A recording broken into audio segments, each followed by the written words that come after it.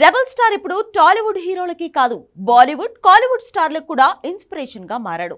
Man of masses NTR కి కూడా ప్రభాస్ అంటే ప్రత్యేక అభిమానం. అయితే ఒక విషయంలో ఇప్పుడు అచ్చుగుద్దినట్లు ప్రభాస్ దారిలోనే నడుస్తున్నాడు మ్యాన్ ఆఫ్ మాసెస్ ఎన్టీఆర్. మొన్న ఇలానే కేజీఎఫ్ ఫేమ్ యష్ కూడా రెబల్ స్టార్ దారిలోనే తన ఫ్యూచర్ ని డిజైన్ చేసుకున్నాడు. సాహోకి ప్రభాస్ ఏం చేశాడో టాక్సిక్ కి యష్ కూడా అదే చేస్తున్నాడు.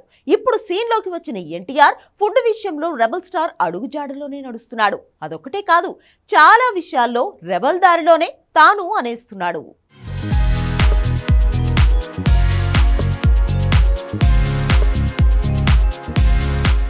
ప్రభాస్ ఏం చేస్తే అదే ట్రెండ్ అయిపోయినట్టు ప్రభాస్ అలవాట్లు పద్ధతులు ఇప్పుడు ట్రెండ్ అవుతున్నాయి.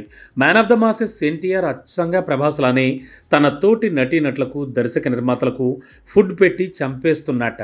బేసిక్గా గోదావరి జిల్లాలంటేనే మర్యాదలు భోజనాలు ఇలా అతిథి మర్యాదలతో చంపేస్తారనే మంచి పేరుంది. ఇక ప్రభాస్ అయితే ప్రత్యేకంగా చెప్పాలా, సాహో టైంలో శ్రద్ధా కపూర్, రాధేశ్యామ్ టైంలో పూజా హెగ్డే, ఆదిపురుష్ టైంలో కృతి సనన్ ఇలా వీళ్ళందరూ ప్రభాస్ ఇంటి భోజనం రుచి చూసిన బ్యాచే. ఇక కల్కికి దీపిక, మృణాల్ కూడా ఇలా విందు భోజనాలు అందుకున్నారు.